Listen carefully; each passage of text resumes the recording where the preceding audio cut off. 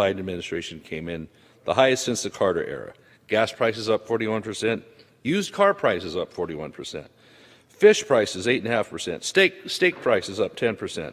Inflation is hurting the purchasing power of everyday Americans. I yield back. The gentleman yields back. For what purpose does the gentleman from Washington seek recognition? Thank you, Mr. Speaker. I ask unanimous consent to address the House for 1 minute. Without objection, the gentleman is recognized for 1 minute. Thank you, Mr. Speaker. I rise today to recognize Meredith McGehee, the Executive Director of Issue 1, who's leaving her post at the end of this month. Meredith is one of the nation's most knowledgeable and dedicated experts on Congress and ethics in politics. She is a true public servant and has devoted her career to making Congress and the federal government more transparent, more effective, and to making it work better for the American people. In fact, she is among the leading advocates for many of the key laws that shape the way that Congress operates today, contributing to the formulation of the gift ban, the Lobbying Disclosure Act, the Congressional Accountability Act, the Bipartisan Campaign Finance Reform Act, the Stock Act, and the establishment of the Bipartisan Select Committee on the Modernization of Congress, which I now have the honor of chairing. Of all of the ways that Meredith has had an impact, she is first and foremost a devoted daughter of Albuquerque, a wife and mom to Timo, who himself is now pursuing a career in service to our country. Mr. Speaker, I want to thank Meredith for her service and wish her all the best in the days ahead. And I yield back. The gentleman yields back. For what purpose does the gentleman from Louisiana? For what purpose does the gentleman from Pennsylvania seek recognition? Mr. Speaker, I request unanimous consent to address the House for 1 minute and to revise and extend my remarks. Without objection, the gentleman is recognized for 1 minute. Thank you, Mr. Speaker. Mr. Speaker, last Friday, September 17th, was POW MIA Recognition Day. This important day is a time to remember the brave men and women who've yet to return home. Currently, there are more than 80,000 American service members who remain unaccounted for from World War II, the Korean War, the Vietnam War, and the Cold War and the Gulf Wars. Our service members are the bravest among us. They answer the call to protect and defend our country in times of war and in times of peace. While many return home, some do not. In May, I introduced the Prisoners of War and Missing in Action Trade Agreement Resolution. This resolution urges our mutually beneficial trade agreements to include a commitment from trading partners to continue the search and recovery efforts of our nation's missing service members. Mr. Speaker, in honor of POW/MIA Recognition Day, I urge my colleagues to join this resolution. We must uphold the eternal promise to our armed forces to always bring our men and women home. In that spirit, I also want to say thank you to one of my alma maters, Penn State University, that in a stadium of about 110,000, they placed one seat that will never be filled until the last of all those who are missing will return home. And that was dedicated in honor of Penn State graduate and Vietnam veteran Major Lewis Smith, who is yet to return home from that war. Thank you, Mr. Speaker, and I yield back the balance of my time. The gentleman's time has expired. For what purpose does the gentleman from Louisiana seek recognition? Mr. Speaker, I ask unanimous consent to address the House for 1 minute and to revise or extend my remarks. The gentleman is recognized for 1 minute. I rise today to recognize and remember and mourn the life of a dear friend and sister, Erica Edwards Jones of Algiers, Louisiana. She lived a life of service and activism throughout her 48 years of life.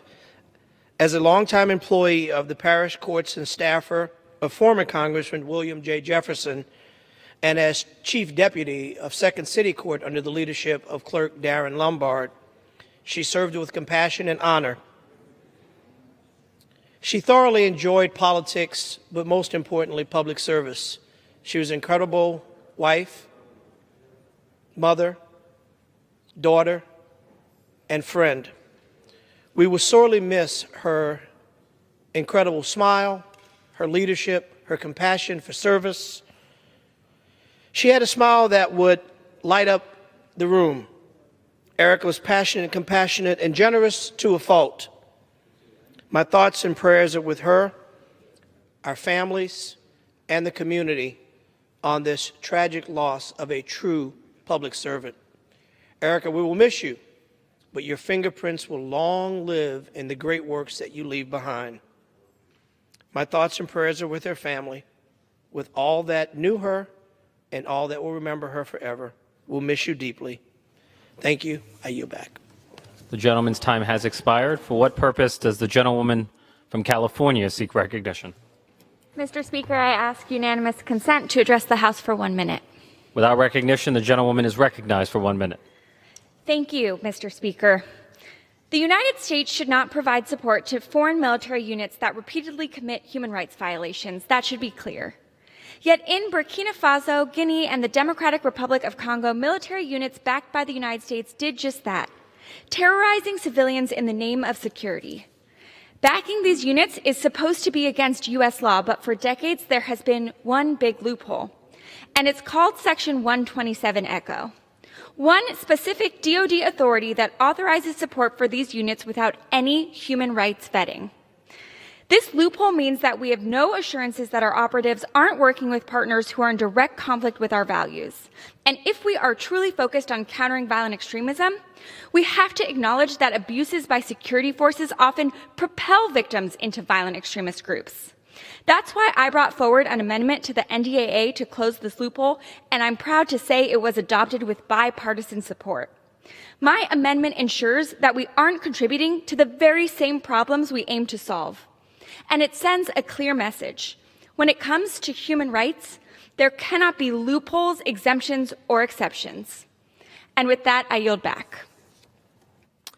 The gentlewoman's time has expired. Under the Speaker's announced policy of January 4th, 2021, the gentleman from Texas, Mr. Gomert, is recognized for 60 minutes as the designee of the Minority Leader.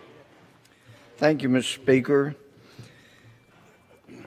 We had a bill today regarding abortion, and when I think about saving lives of innocent babies, one name that comes to mind is Henry Hyde, and another name that comes to my mind is Chris Smith.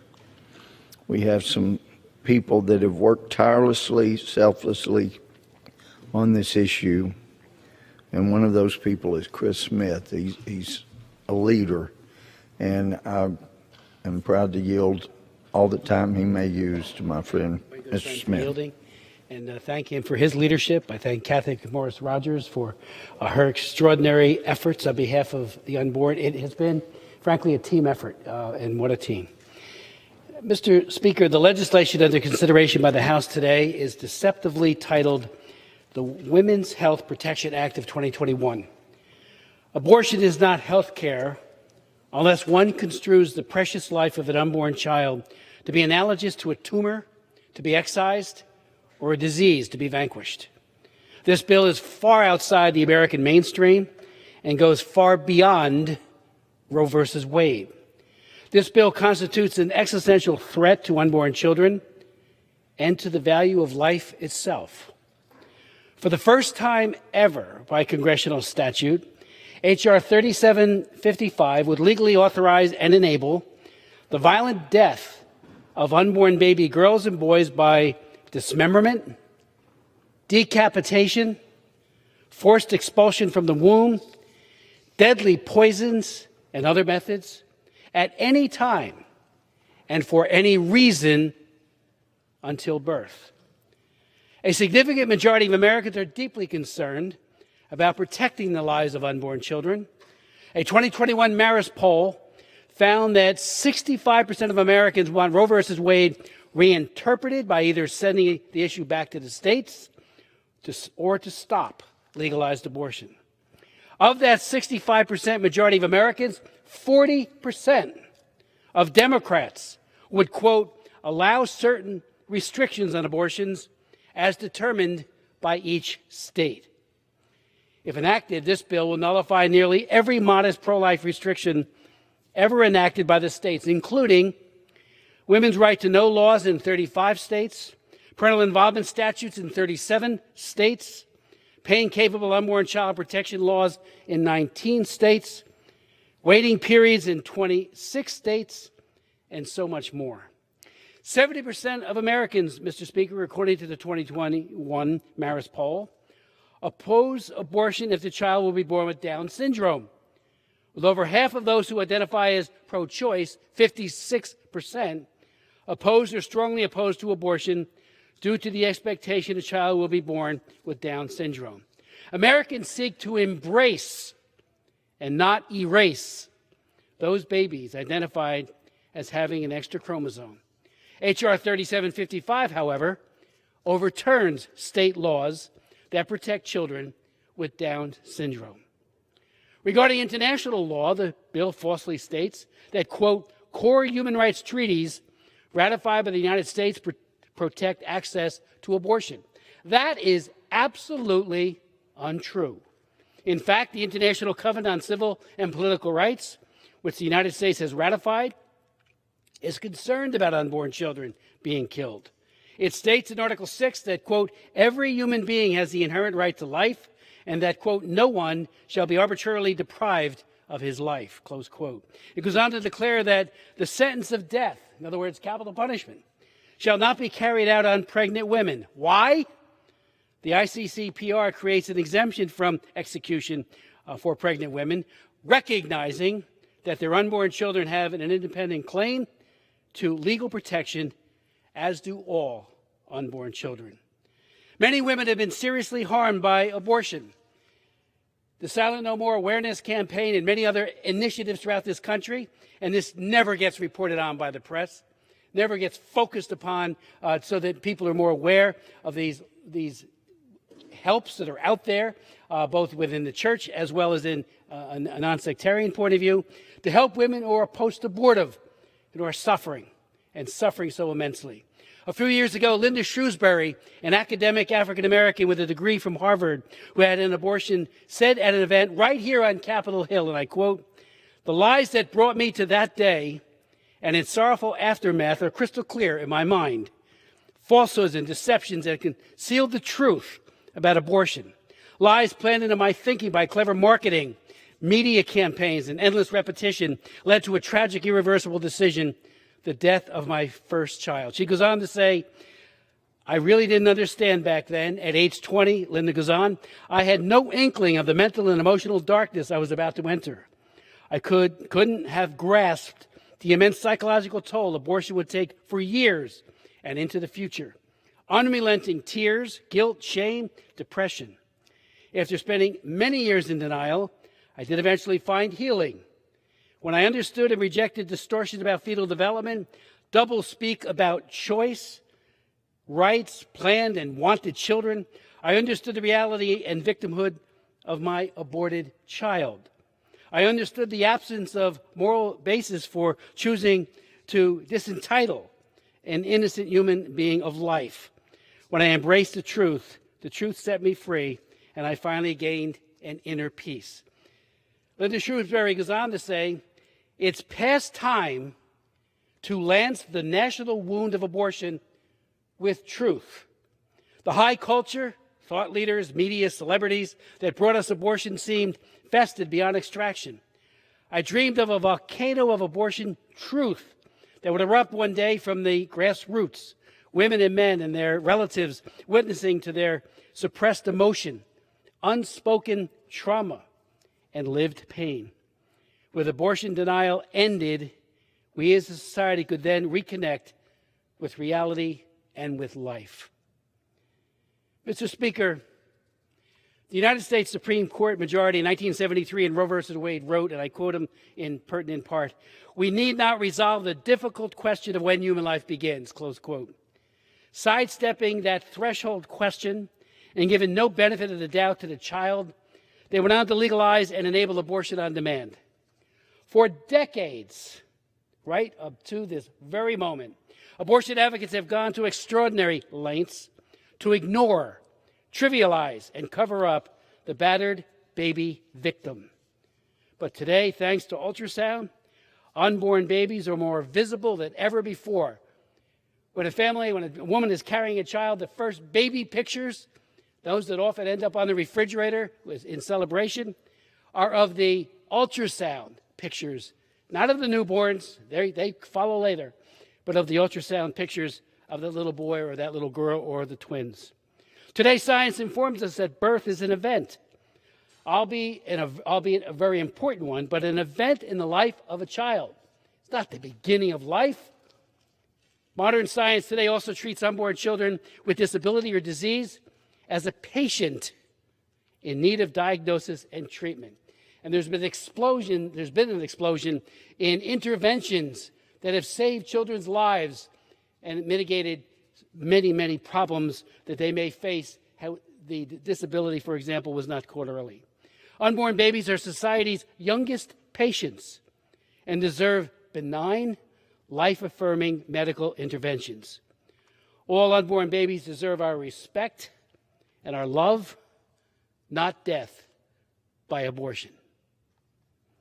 I yield back.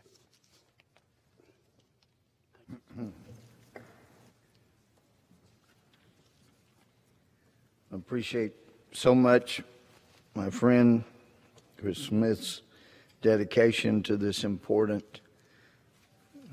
It's not just an issue, it is an important cause. Just so important. You know, we're told, you know, in law school that there can be nothing more noble than speaking up for those who are unable to defend themselves. And that's what I see when I see my friend, Mr. Smith. But this bill we took on today to vote on, it allows abortion right up to the moment of birth. And I struggle with that. I mean, I understand there are people that really believe, okay, it's not a child, it's just a mass of tissue. But when the child can be seen, as we were talking about earlier, before we began the special order, you know, when you look at the TV screen, you know that's your child, and it is a child. You can make out all the parts. Then it's not just a mass of tissues, but for heaven's sake, when it's a viable, living child, capable of living completely on that child's own. I've seen some tough things as a felony judge, some pictures which I wish I'd never seen. But to see what's done to a living child in the name of a right is just heartbreaking. And I appreciate so much my friend's heart on this issue. You care to share anything else? Thank you. I said I'm a good friend from Texas. Thank you for your leadership. I do believe, and I see this, I know it's not represented on the floor of this House when it comes to our good friends and colleagues on the Democrat side, but there is a serious movement in the direction of embracing life, including the unborn child. Like I said, some of those polls that have come out of recent date, if you just ask the question pro-choice versus pro-life, you don't get much insight. But when you break it down under what circumstances that child's life could be lost to abortion, huge majorities, not just for late-term abortion opposition, but huge majorities in America are clearly trending in favor of life. And that's, like I mentioned, with those with Down syndrome. I mean, 70% want that child to be given life. And for those who are without Down syndrome, there's huge majorities as well. On funding, not only the Marist poll, but the other polls show as well that 6 out of 10 Americans do not want their funding, taxpayer dollars being used for funding of abortion. And just a few weeks ago, we passed legislation and appropriations bills during the summer that are pending over on the Senate side that would eviscerate the Hyde Amendment, an amendment I first offered in 1983 called the Federal Employees Health Benefits Program Abortion Ban, legislation that to say that taxpayers don't want to be complicit in, as I said before, chemical poisoning, dismemberment, abortions, the methods that are used routinely by the abortionists to kill that baby. You know, it's an assault on life. It's an assault on the weakest and the most vulnerable. And we need to be caring for the weakest and the most vulnerable. You hold a little child in your hand, and especially if you go to a NICU unit and look at these preemies, and you know that personally, Louis, through your personal experience, you look at those children, they are in desperate need of love and concern and good medical interventions that affirm their life and not take it. And they're just so helpless. And I think people, you know, all the glib talk about choice to do what? Kill a baby. And I think we have to be so honest. And as I said with Linda's story, and there are thousands of stories like that of women who have been harmed. You know, often there's relief when the abortion is over, not all the time, but it kicks in over time when, you know, either whatever method was used or just, you know, how old would that child be today? And the beauty of these outreaches to post-abortive women is that they're non-judgmental. It's all about loving the woman and helping the woman. And I know many, my wife Marie and I know many post-abortive women. Alveda King, the niece of Dr. Martin Luther King, had 2 abortions. She is now strongly pro-life, and she made the statement in a speech where she said, how can we honor the legacy and the dream of her uncle, Martin Luther King, if we murder the babies? But she and so many others reach out in love and compassion to those women and say, you know, that's over. Yes, the baby's gone, but we love you and we care for you. And I've been in this movement, the pro-life movement, for 49 years. Got involved in 1972, my first year in college. I often thought that if people just knew the truth, like Linda said in her testimony, they would run out of the abortion clinics. Bernard Nathanson, the founder of NARAL, one of the biggest pro-abortion organizations in the country. He's one of 3 who founded it, Lawrence Lader and Betty Friedan. Bernard Nathanson wrote in the New England Journal of Medicine, I've come to the agonizing conclusion that I have presided over 60,000 deaths. And he became a pro-lifer. Wow. And he said, if wombs had windows, and that's what ultrasound is, we can now see that child moving, sucking his or her thumb, you know, and it just explodes the myth that somehow these children are not human and alive. They have a wake-sleep cycle, and of course they exchange the breathing that they've been doing with the amniotic fluid and the build up their lungs for air at birth.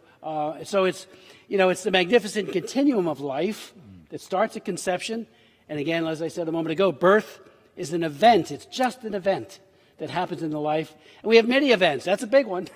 We all remember our birthday, but it's not the beginning of life. And these children deserve respect. So I thank you, Louis, for your leadership. But I say to anyone who may be listening, you know, there's Project Rachel within the Catholic Church. There's the Silent No More Awareness campaign, and all of these efforts being made across the country and world to reach out to post-abortive women. And then there's the pregnancy care centers, some 3,000 of them throughout the country that do nothing but say, we love them both. We want mother and baby to be assisted, and that includes after the child is born. Right. And I've gotten to know many of those people. They're mostly women who run them.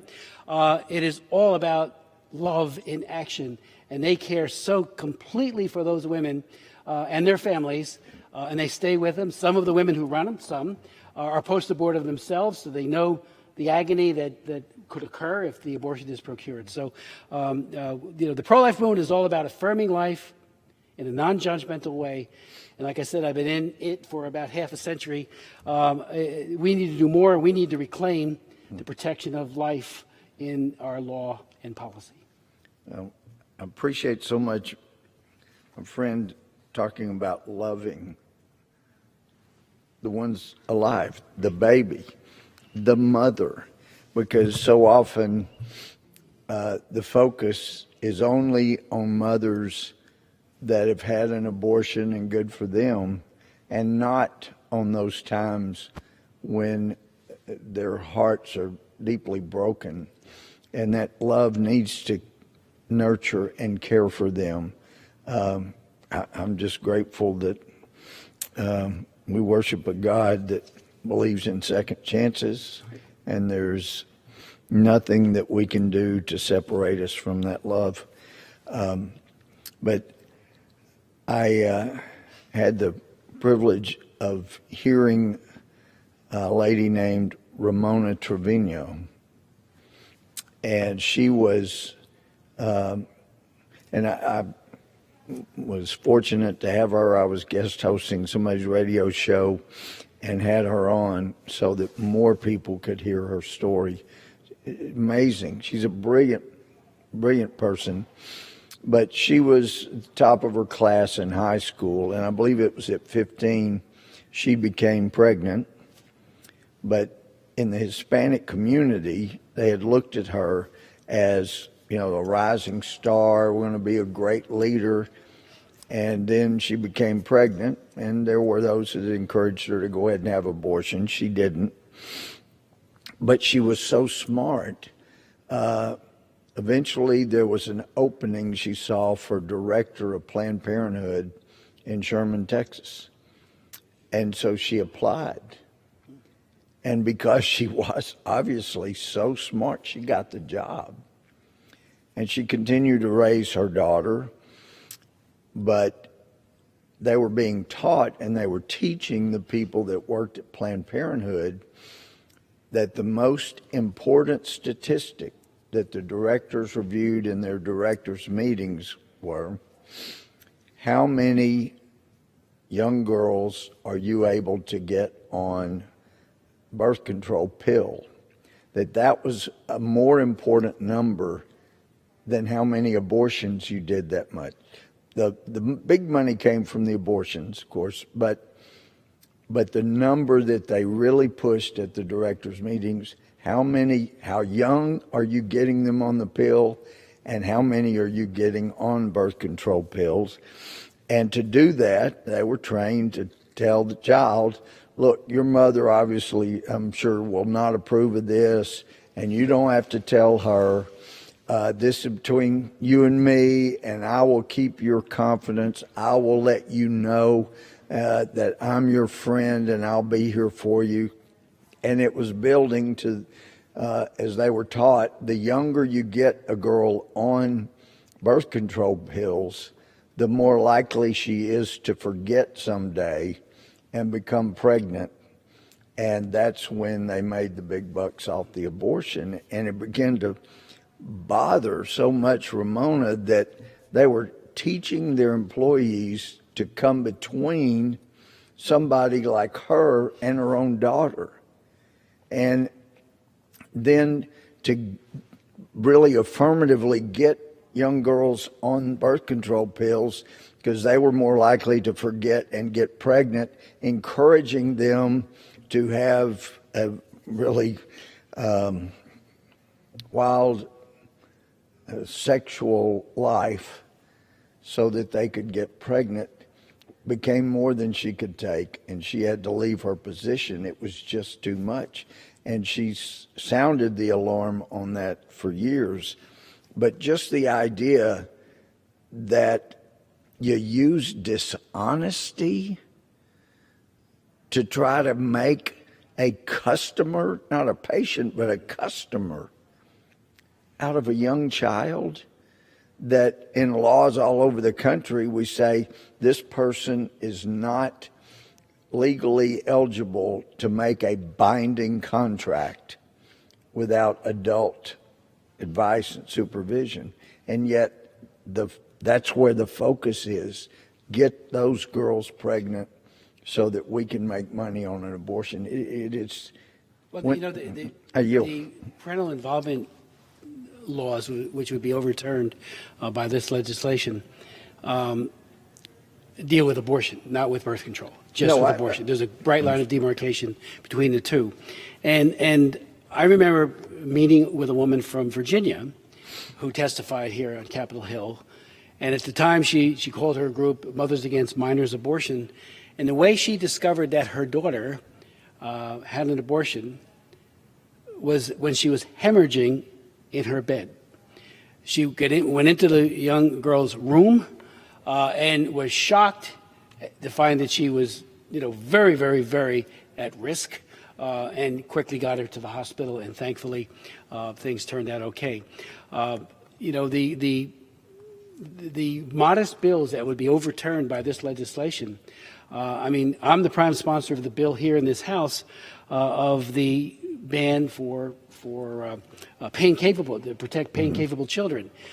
We've had votes in that in the past. Trent Franks sponsored that in the past. And, you know, that's at 20 weeks. And we know beyond any reasonable doubt that at least at 20 weeks and maybe before, an unborn child feels pain. Dr. Sunny Anand, who's not even a pro-life pain specialist, has said that sometimes that pain can be far in excess of what a newborn or any of us would feel, because the pain receptors are so close to the skin, to the exposed area, so that when the dismemberment process begins and the arm or the leg or some other body part is literally hacked off that child, and that's what, you know, nobody wants to talk, they talk about choice, and obscures the fact that it is a violent procedure. And as that is happening, the child feels pain. And until that child, either through shock or death, no longer feels it, and then the dismemberment abortion goes on, and they don't feel it anymore. But that's, I mean, I don't like pain. I don't think anybody in this chamber, it's why we take analgesics and all kinds of pain relievers to mitigate pain when we feel it. That child gets no such intervention, and he or she suffer excruciatingly painful process as they are being dismembered. So, you know, we need this, you know, we need a national debate on abortion like never before. And the news media needs to cease its enabling of a narrative that is truly false, that completely trivializes the unborn child, acts as if they don't exist, because obviously they do. And we need to be, I think, trying to protect the weakest and most vulnerable. And I do think, I hope we have many more debates like today, not less, but more. The more light and scrutiny that's brought to this issue, and the more women who speak up who have been harmed. And again, like I said, many of these women have done that. At the annual March for Life, several of the Silent No More awareness women, and what courage that takes to stand up and not only tell your story, but to, and often with family in present, to see this. So, we are really, hopefully, going to pivot. I know that our friends on the other side of the aisle, and I do respect them, I believe that we need to always keep it civil, but again, to those children, they're facing a death sentence. And as someone who is against capital punishment, even when there's a commission of a capital crime, capital punishment for the unborn must end. And I thank you, and I yield back to my friend. I appreciate my friend so much. Thank you. Thank you. And I know there was I saw the podium out on the steps. Going to be a great celebration for women. I was a little surprised because I was thinking we weren't supposed to talk about genders like men and women, father, mother, and all that under Speaker Pelosi's rules. But anyway, apparently it's okay today. But it's hard to think about rejoicing that we're going to get to keep taking the lives of the most innocent among us. And I know the big hearts of some of my friends on the other side, and knowing their big hearts, it's sometimes amazing to think you surely can't feel good about this. In judiciary hearing some years back, we had a doctor testify who did late-term abortions up until his daughter was in a car wreck, and he became so nauseous when he went to do another abortion that he couldn't do them anymore. And I have like I said, in my days as a judge, I've seen pictures I wish I could get out of my mind. I recall one young lady that was a victim, and she'd been put in a 50-gallon barrel, try to hide her body, lime poured on, and they couldn't tell was this limb removed while she was alive, or is it from deterioration? But this doctor said when it comes to the late-term abortion, the child is clearly too big to remove from the womb without assistance. And he described in much more detail than I'll be able to go into, but taking a clamp and feeling inside the womb till you find what you know is a limb, arm or leg, clamping on, ripping the arm or leg from the child at a time, like Mr. Smith said, they absolutely do feel great pain, perhaps more than an adult. Ripping one, then you continue to feel for a limb and rip off another until you've done that 4 times. And then his word, you feel for something bulbous at that point. Then you know you have the child's head. You crush the head and then pull what's left out and dispose of it. There are just too many big hearts on the other side of the aisle not to at some point realize that that's something we probably should not be doing. Very, very tragic. And I remember, reading in the Bible as I was young, and the verses from the Old Testament about parents putting their child in an idol's hand, flames leaping up, so that the child could be burned to death, and that they began to be desensitized to the screams of the children as they burned to death. And I thought, that's inconceivable, especially that a parent could do that to a child. But when you hear about late-term abortions, and you hear some of the things that our society is doing in the name of freedom and rights, I believe in God, but hypothetically, let's say anybody that doesn't, you just believe in karma, don't believe in God. Is it conceivable that good karma could come from tearing arms and legs off an innocent child who hasn't done one single thing wrong? Even if you don't believe in God, you can't surely think that's going to bring you a lot of good karma. And certainly as you celebrate the ability to continue to take innocent lives, that surely can't bring karma. For people that believe in God, such as myself, it is easy to understand why that is described as being so very, very infuriating to a loving God. But that was passed today. I don't think it's constitutional. I think that surely there are people on the Supreme Court, hopefully 5 or 6 anyway, that have believed for years that should have been left to the states and the people.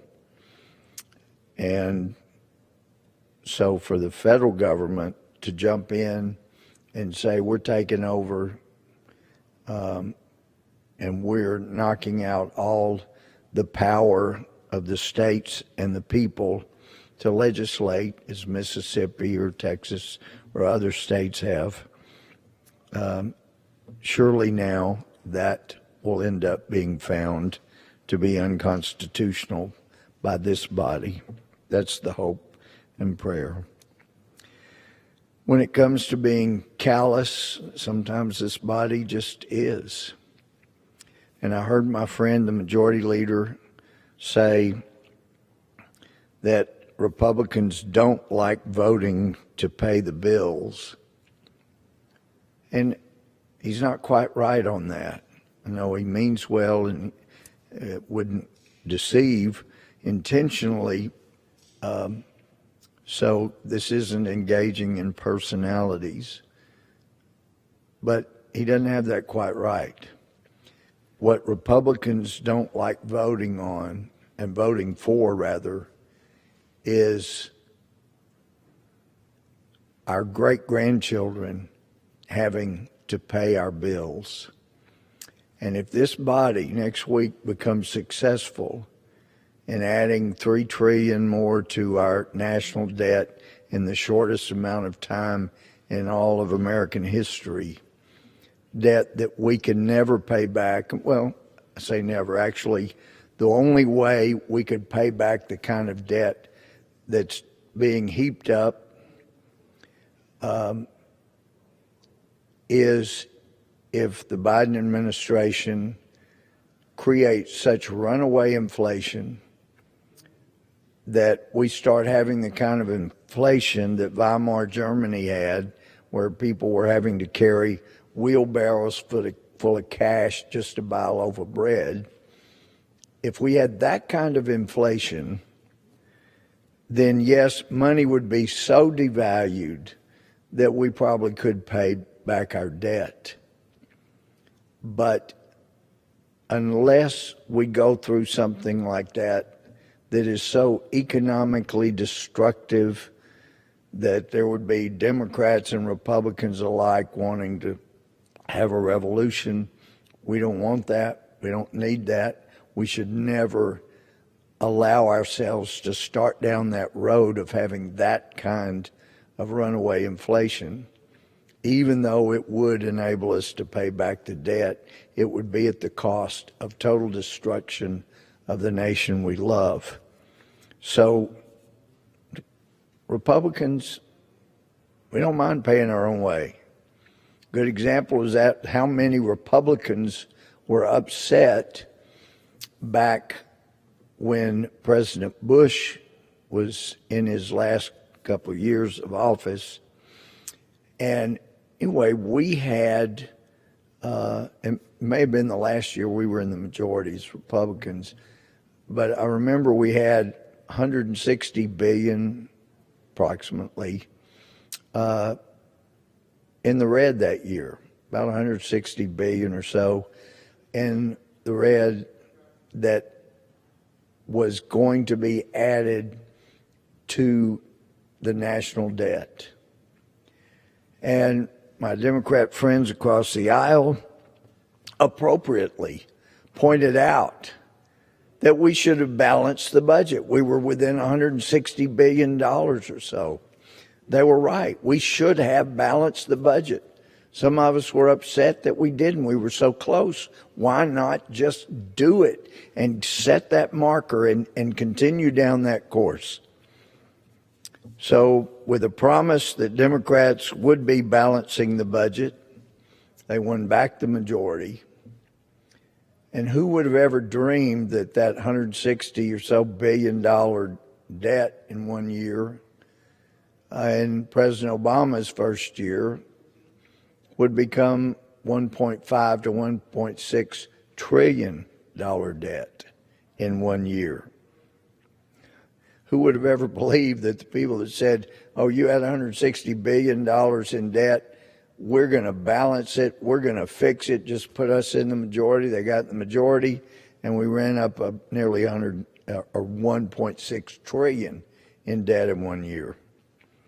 And it was following that, a year or two later, Standard & Poor's said you can't keep running up this debt without us having to downgrade the quality of your debt, which means you'll end up paying more interest and you'll end up having to pay more, higher percentage that is, of your overall revenue for just interest, which means less for Medicare, less for Social Security, less for those that are really in need and we need to help.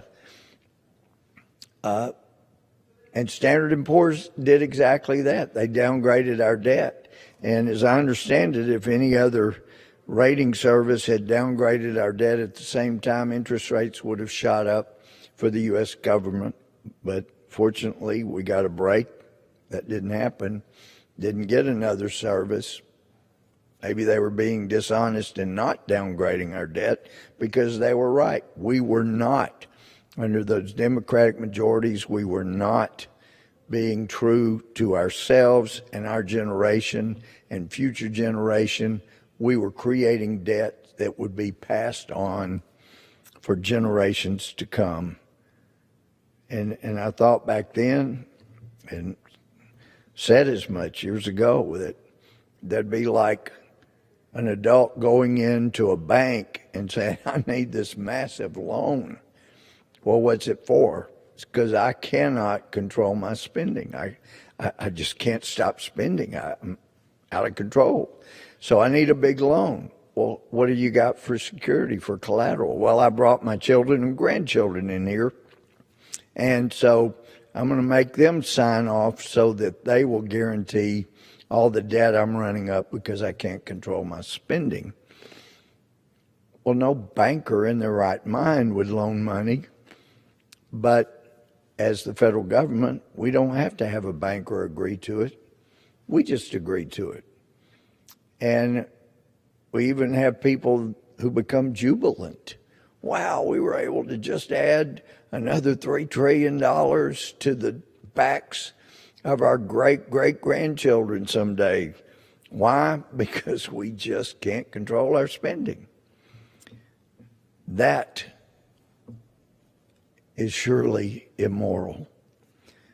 That is what Republicans don't like voting for, putting more debt on future generations' children. And so Republicans were wrong. We should have balanced that budget when we were in $160 billion of doing so, instead of failing to do that, which enabled the Democrat majority to run up 1.5, 1.6 trillion in 1 year. And boy, did that blow the lid off the debt. And yes, after that, both parties were just busy raising the debt, all kinds of gimmicks to raise the debt. But at some point, we're going to have to either say, this has got to stop, or we're going to finish destroying this country. And again, I think it's a moral issue. Are you moral enough not to make future generations pay for what you refuse to? And I hope the answer is no, we're not going to do that. We're going to, at some point, start being responsible. But here in Washington, it is a malady that seems to set in for so many in either party that get here and then find, wow, we've got so much power. Look what we can do. Since we know so much better than anybody else in the country, even though their IQ may be 40 points higher than our own, we need to make decisions because overall we're smarter. So, it's hard not to get very cynical here in Washington. And I've used the quote before that, Washington saying no matter how cynical you get, it's never enough to catch up. I think my chief of staff has caught up now. She's gotten pretty cynical. But when you see the hundreds of billions of dollars that are at stake for pharmaceutical companies, who I have applauded the way the Trump administration got red tape out of the way to get to a vaccine in record times, even though the current president, vice president said as long as Trump was president, they wouldn't trust it. Now they're not only trusting what President Trump got done, but forcing people to have the vaccinations who have serious reservations, who are familiar with the issue of informed consent, one of the greatest developments in the history of healthcare, that maybe it has been only 100 years in the whole history of man. Out of the thousands of years of recorded history, maybe 100 years is all we've had, some medical historians say, of living at a time when you had a better chance of getting well after seeing a doctor than of getting worse. So you think about the thousands of years. You had a better chance of getting sicker after seeing a doctor than getting well. And we have now lived through incredible handful of decades where not only do you have a better chance of getting well, you were likely to get well. And that continues to be the case as more and more life-saving and life-enhancing developments have been made in medical care, in health care. And yet the concept I'm talking about that was such a great development for not only health care but for freedom is called informed consent. So we're going to be filing next week. It's a bill that addresses this, the National Informed Consent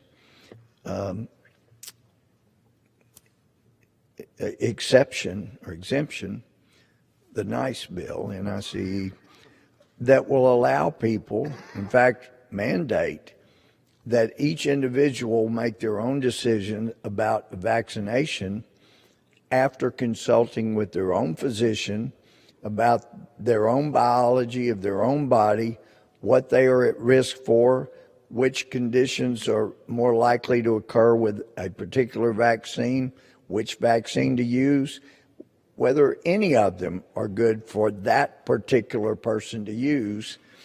It troubled me deeply when I was told, gee, if an employer does what President Biden is mandating and says, you're not going to work here unless you get a vaccination.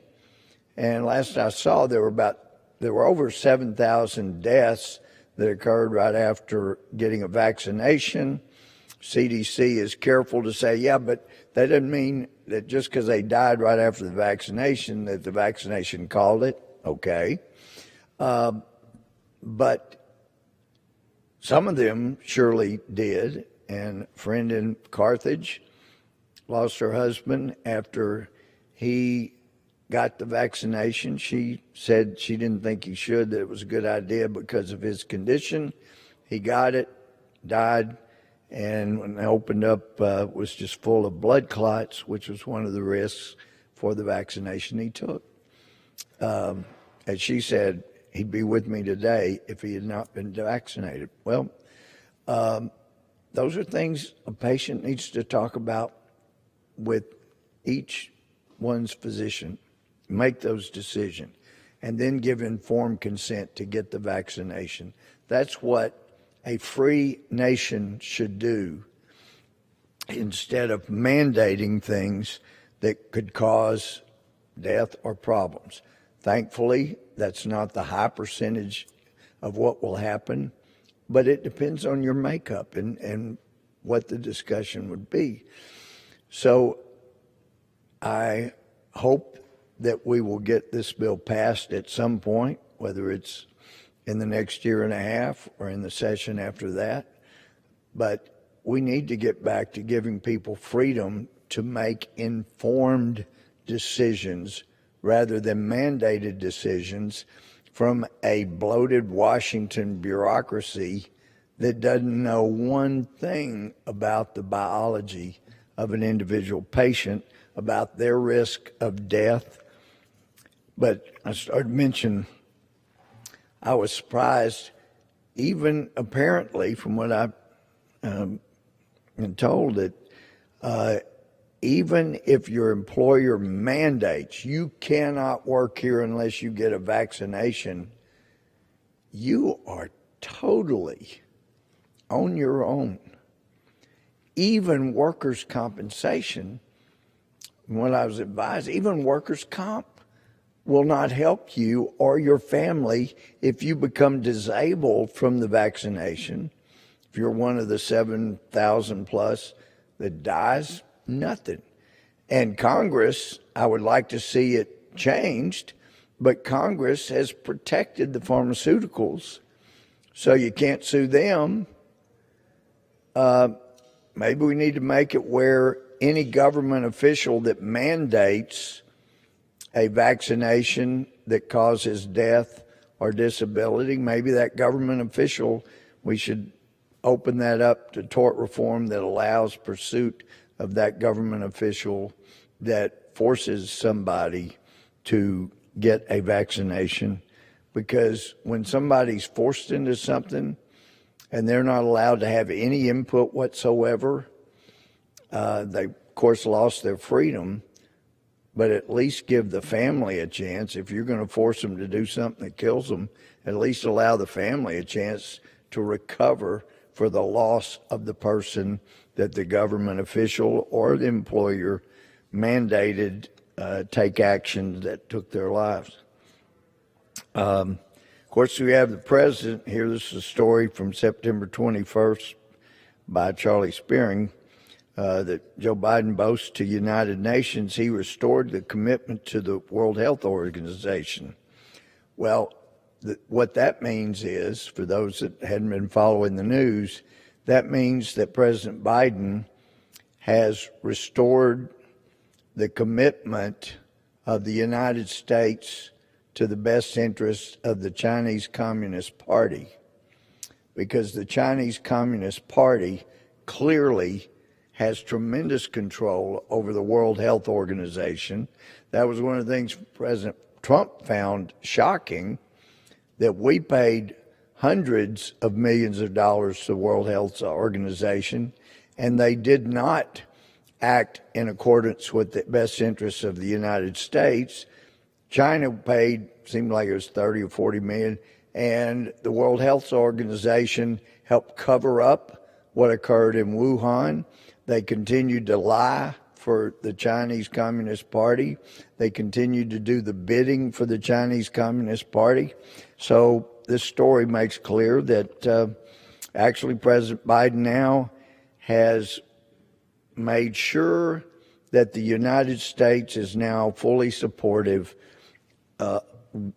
with and for the Chinese Communist Party, along with the World Health Organizations.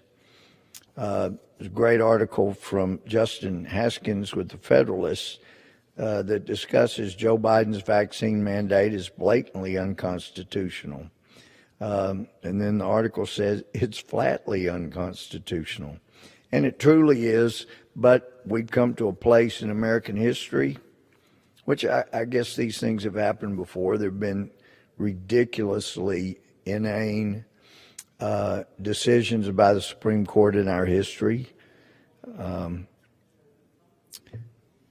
Well, until the Supreme Court acts, this blatantly unconstitutional action by the federal government is allowed to keep taking place. So we will see what happens in the future, but we keep hearing from the other side about how uncaring and hard-hearted Republicans are because of our position about our borders. Well, it wasn't that important to have secured borders before we started providing welfare benefits to American citizens. Once that started occurring, as Milton Friedman pointed out, you must have borders if you're going to have a welfare state. Otherwise, it will be a very short time before your country will cease to exist. And I understand the strategy. The more millions of people we get into this country, especially those that are easily duped and don't speak English, that they are seen as new voters for the Democratic Party. I get that. But for heaven's sake, have a little heart about and for the people that are being lured into this country. The 15,000, 16,000 Haitians that just came in recently weren't coming from Haiti. They were Haitians originally, but they had gone to South America, most of them, some Central America.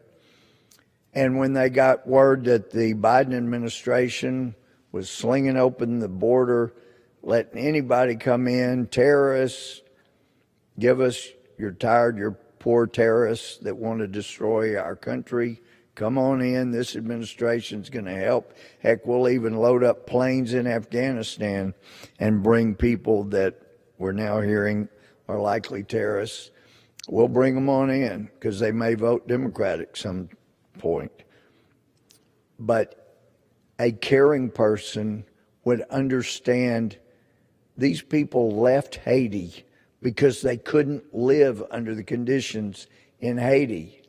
And they went seeking a better life and found it in one country or another until they got word that the border's open. You can come into America because President Joe Biden is not going to send us back.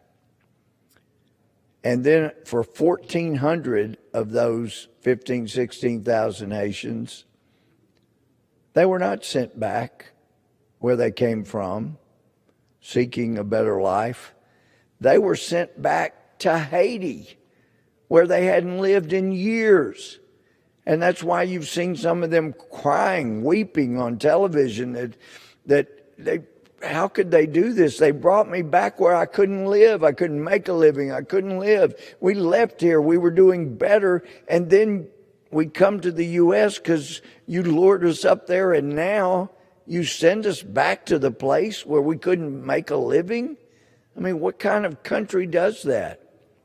What kind of political leaders do that? Well, the answer is this administration. If we had enough compassion for the people of Mexico, Central America, South America, if we had a right kind of compassion, truly caring about the people of those countries, what we would do is secure the border. The hell going on in Mexico because of the corruption from the drug cartels doesn't need to be happening. Why is it happening? Because the United States of America, the home of the brave, the land of the free, we are sending tens of billions of dollars to the drug cartels in Mexico. So they're getting money for bringing people into the U.S. illegally from the people they're bringing, but they don't have enough. Most of them don't have enough money to pay the whole debt. So they're told you can work it off because when you get where we're sending you, and we're going to get the U.S. government to pay to send you where we, the drug cartels, need you to work. And as we've been told in testimony here on the Hill before, there are drug cartels in every city in America. And the U.S. government, as the Border Patrolmen have told me down there, yeah, they call us, they are logistics. The drug cartels get them across the border, and then we ship them wherever the drug cartels want them to go. This has got to stop. This is an existential threat to America. And as some friends from around the globe have said, you know, we get upset with the United States, but you've got to understand, you know, we see your light light of freedom. We see your light going out. And you've got to understand, when the light of freedom goes out in America, it will go out around the world. Reagan said, no generation that lost freedom got it back in the same generation. I'm telling you, if we are not more careful in this body, that light will be extinguished, and I don't think it will ever come back till the end of time. We got to be careful what we're doing. We have tremendous responsibility. To whom much is given, of them much is required. We have an awesome obligation, and we're not filling it when we run up a $3 trillion debt, nor when we legislate to kill the most innocent among us. And with that, I yield back.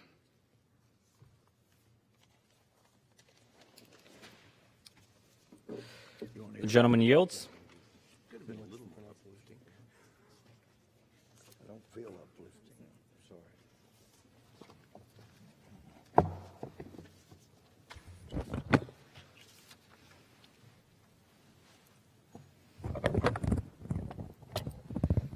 Under the Speaker's announced policy of January 4th, 2021, the Chair recognizes the gentleman from Arizona, Mr. Schweikert. I'm sorry about that. Yeah, it's a tough last name. I have family members who can't Schweikert? pronounce it, Mr. Speaker. I will learn it. I apologize. For 30 minutes. I remember when I proposed to my wife and she looked at me and said, "Do I really have to take your last name? It's so hard." Mr. Speaker, and to my friend Louie, it's always interesting listening to you. You know, you people know how freaky smart you are. Mr. Speaker, we're going to try to do something for the next half an hour, and I don't want to sound like a jerk when I do some of it. Some of it, I'm trying to sincerely find a way to talk about a thing that's an intense concern to me, but it's also going to be a pretty direct assault on a lot of the left's policies right now. And I'm hoping there'll be some hearts that will listen to the concern and to the solutions. If I came to you, Mr. Speaker, right now and said, what is the single most economically violent thing you could do to someone that's in the working poor? You know, those brothers and sisters who didn't graduate high school, who, basically the economic value they sell is their labor, their work talent. And we're talking 25 million to 40 million Americans who functionally are in that category of they're hardworking, lower middle class.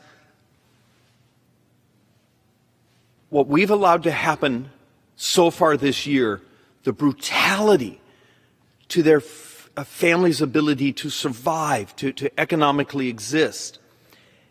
And when I want to walk through some of the math, and then I want to talk about why the left believes a series of transfer payments is the way to make their life better, unlike when we actually had the data from 2017, 2018, when we saw the working poor get dramatically less poor because their labor became more valuable. So what's the number one thing you do, first thing you do to crush people on that lower end of the scale who are out there busting their backside trying to survive? You open up the border. And we have really good data here, and we're going to talk about a couple of our slides, but there's lots of studies. And the amusing thing, some of the older studies were actually promoted by liberal think tanks that actually thought that the exploitation of cheap labor coming across the border was actually the thing that crushed the poor in the United States. If you all forget, a decade and a half ago, it was the left who believed in securing the border to protect working men and women, and the right was the one that was accused of saying we want cheap labor for our business colleagues. It is amazing how the ideology is flipped. But here, we actually have a couple studies that basically come back, and these are tough because we're going to talk some pretty aggressive math. If you take a family that you and I would designate as the working poor today, and you flood society with 1 million, 2 million in functionally a 12-month, 24-month period of time, you have just lowered their future earning power. In one of the studies, it's about 6.2%, which is a stunning amount to think at the end of a decade. Their wages are going to be over 6% less. They didn't participate in the growth of the value of their labor going up. I will argue that we're missing one of the most critical parts of discussing what's happening on the southern border of our country. And being from Arizona, we're seeing it. Do we love and care about the people that struggle in our country? Then why would we allow a policy? And I hear on occasion say, well, we're being compassionate. You're damn well not being compassionate to the people that are already here. We can demonstrate in study after study, and these aren't conservative studies, they're academic, or some of them, when we went back 10, 15 years and found some that talked about that they were going actually after President Bush's policy of immigration reform and what it was going to do to working men and women, particularly on the, we'll call it the working poor categories. It just breaks my heart that on occasion, if we're going to have the immigration conversation or the chaos that's going on the border, could we actually demonstrate some love and caring for those working families, for those working individuals on the lower income? And Mr. Speaker, this is uncomfortable, coming from someone that looks like me from Scottsdale, but if you actually see the stratification on the numbers, you take urban African Americans and we're kicking their heads in economically, more than just over the next year, but over the next decade. And I have a fixation that economic expansion, economic growth is moral. And particularly what we saw in 2017, 2018, 2018, 2019, before COVID, we saw this amazing thing where income inequality was shrinking at the fastest ever in modern economic history. That the working poor were getting dramatically less poor. Rich were getting richer, but not as fast as the poor were getting less poor. And that has to be the goal.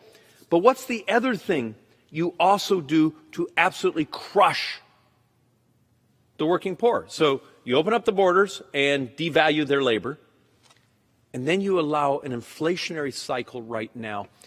Because if I'm part of, I've been there. I mean, God knows, I lived in a little tiny room behind a garage for years, trying to just survive, economically survive.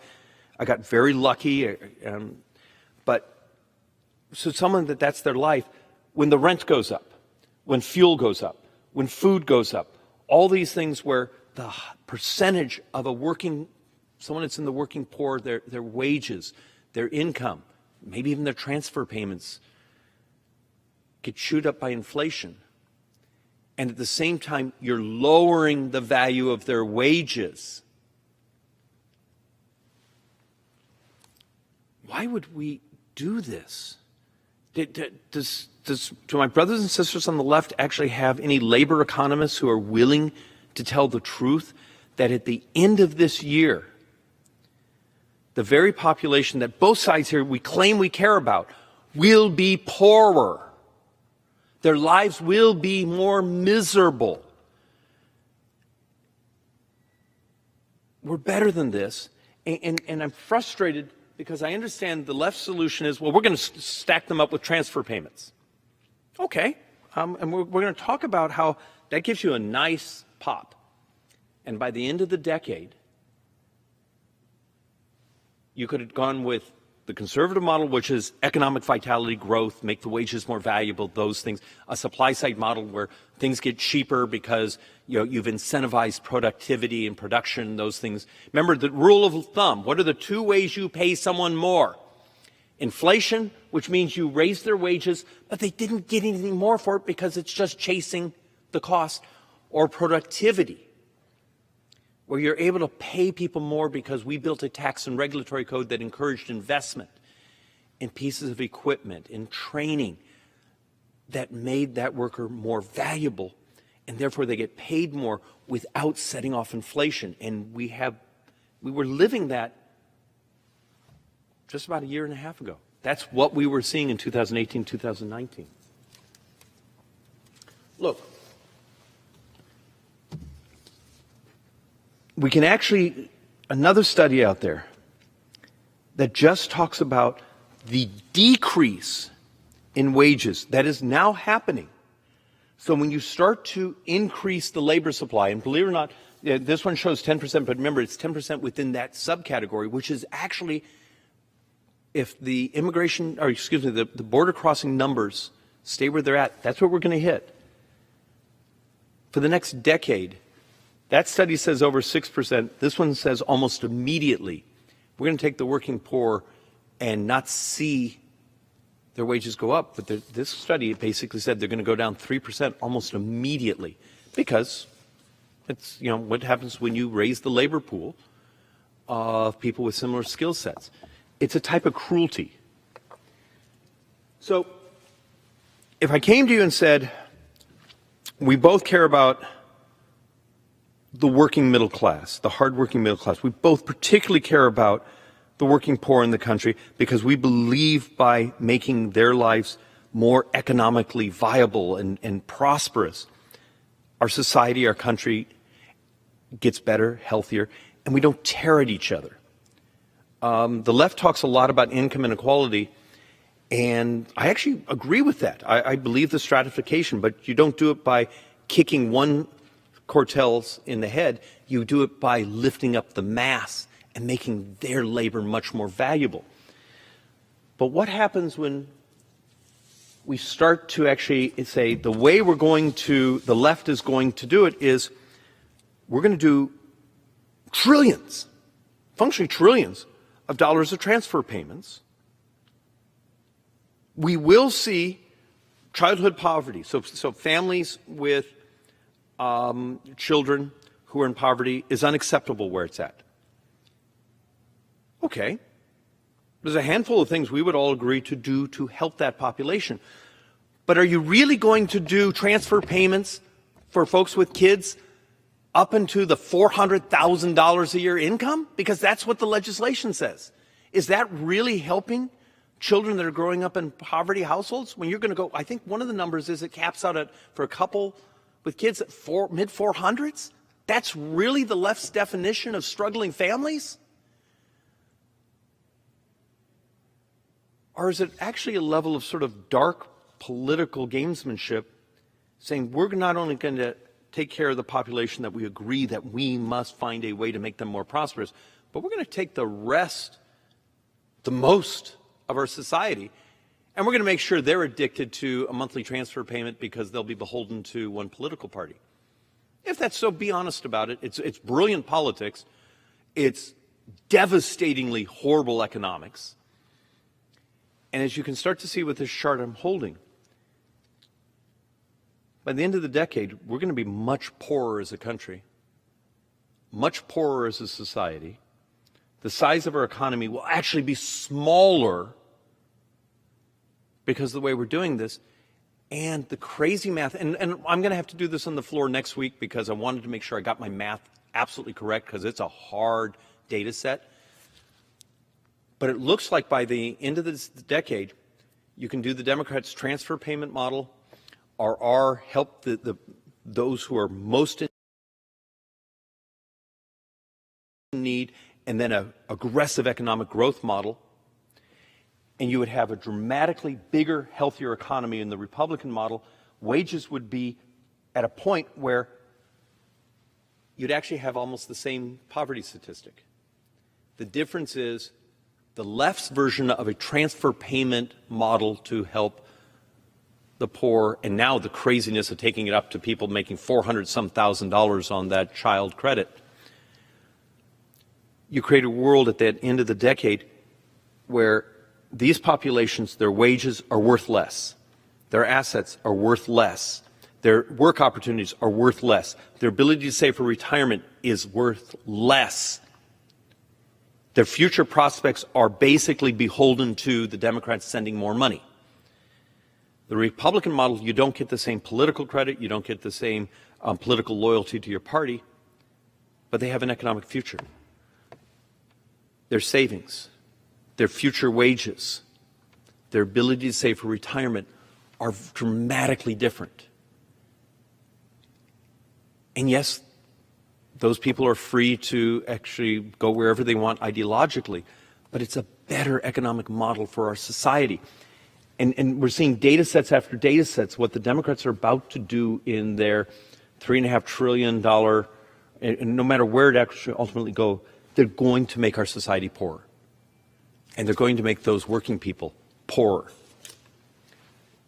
Here's one the Tax Foundation just published, and look, I've only done the first skim of it, but they're looking at the horizon, and they're saying, look, revenues are only coming in at a fraction of what the Democrats are scoring over time because of the shrinkage of the size of the economy.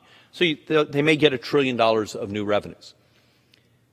But long-run GDP, wages, jobs are all smaller and fairly dramatically smaller over time. I mean, the horizon, there'll be 300,000 of our brothers and sisters who no longer have job prospects. The size of the economy will be smaller. And so it's sort of a dark way for those of us that care a lot about prosperity in our society. How can you engage in a political plan saying, well, we're going to do these types of redesigning the economy, redesigning our society, basically becoming a European transfer income socialist society, which, that's the model, without admitting, oh, by the way, at the end of the decade, if you were to take away the transfer payments, the society is much poorer, and with the transfer payments, the future of our society, the future of these workers, the future of the working poor, their prospects are much, much less. This is a pretty dark thing, I believe, the Democrats are doing, and I think a lot of them have never had an economist sit down and walk them through the math saying, you're going to get a nice little sugar high for a while. And by the end of the decade, you're going to have a fairly stagnant you're going to have almost no economic growth. And people are going to be getting poorer every single day. And I refuse to be like some of my colleagues out there who believe that is actually a mission of the Democrats, is to make more of the society addicted to their largesse. I have to believe that we both love and care about people and we want them to prosper. I just need someone to buy my brothers and sisters on the left a calculator so they can see what they're about to do. And look, and this isn't all of them. We keep actually finding more. This is just the list we have as right now of all the tax hikes. And there seems to be this scam going around here, well, we're only going to tax the rich. Now, we all know that's a fraud. And I'm going to show you how if they really wanted a transfer of wealth from very wealthy people, it's not about taxing them, because when you do that, you distort economic decisions. Stop subsidizing them. You do understand, we actually came to the Ways and Means Committee I've presented it multiple times here on the floor. We can come up within 10 years, $1.4 trillion that this place, the Democrats, subsidize the rich. So it's this amazing economic fraud. We're going to tax them this much money, and then they're going to turn around and subsidize those people, which is brilliant politically, because you show up and lobby me, maybe write me campaign checks and those things on the tax side so I don't make that too burdensome, and then you come and lobby me and campaign and help me and write me checks hand you subsidies. But when you start to read through all the tax hikes that are part of the Democrat legislation, it's not just the line saying, hey, we're going to raise taxes on really rich people. It's dozens and dozens and dozens and dozens and dozens of different tax hikes, which will kick the middle class in the head, because you have just raised their costs, you've just shot up their inflation, you've just made it expensive for them to live. But for a lot of folks here, they don't understand the basic of, like, the number of excise taxes. I know the people who are probably watching this or listening, you're freaky smart. You understand the concept of a value-added tax like it is in Europe and parts of Asia, where during the production cycle you keep adding a tax to it. That's functionally what an excise tax is. If you think about it, you know, we tax it at the manufacturer, we tax it at the distributor, we then tax again at the retailer. But there seems to be a misunderstanding that what you're doing to the base effect of many products and commodities, and in that list are a number of excise taxes, that the chart here is just trying to understand what you're doing to the prices of products. And then to have the gall to come behind these microphones and saying, we're not going to raise the taxes on poor people. We're not going to raise the taxes on the middle class. Come on, buy a calculator. At least have some level of intellectual honesty. Say you believe a society that's addicted to transfer payments and entitlements is the Democrat vision, and the right's vision is economic growth and prosperity. And I'm willing to have that debate because I believe the math of my calculator for my 5-year-old daughter, that a model where the society from top to bottom is wealthier and more prosperous is so much more egalitarian and so much more elegant, instead of a command and control where the party in power can dial up and dial down who they want to punish, who they want to reward, according to how they participated for that party in the last election. Because that's how cynical this place has now become. So let's actually walk through a little bit of my argument that if the Democrats really gave a damn about getting revenues, they would stop subsidizing the rich. Because you understand, when you go and raise the taxes on capital gains and these things, rich people are going to pay those, you just distorted their investments in things that make us more productive as a society, as an economy. And that productivity, remember our earlier part of the conversation, is what makes it so we can pay people more.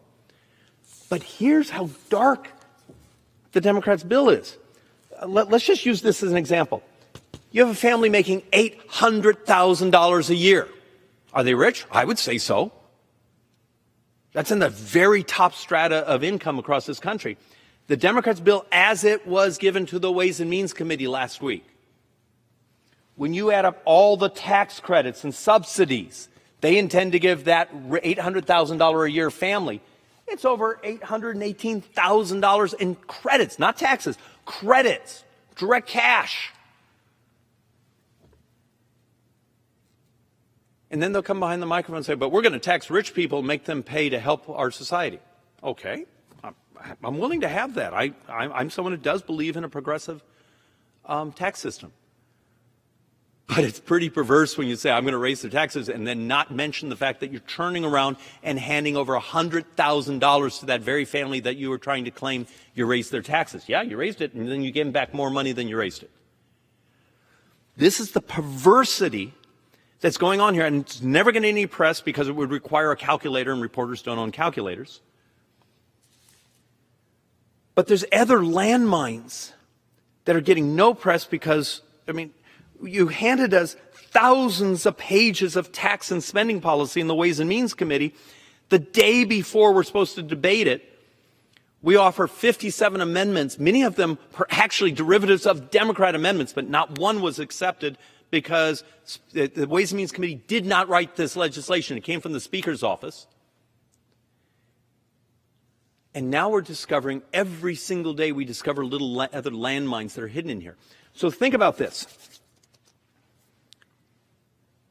My state does not recognize public employee unions. I'm from Arizona. So my school district, my county, my city, my state, but we offer really good benefits. Here's your pension, here's your health, here's your family medical leave. Do you know, to be able to continue to offer that family medical leave in the state of Arizona, they have to recognize unions now. That's hidden, and it was brilliantly written, and the non-lawyer found it. Because the staff is just trying to deal with the perversities of what was going on in the way some of the tax definitions were written, where it seems to help certain groups and crush other groups. Think about this. If you want your electric vehicle, so you're that $800,000 person and you're getting your electric vehicle, if you want the full tax credit, you know the car had to be made in a unionized plant. Mr. Speaker, just for the fun of it, can you tell me how many minutes I have left?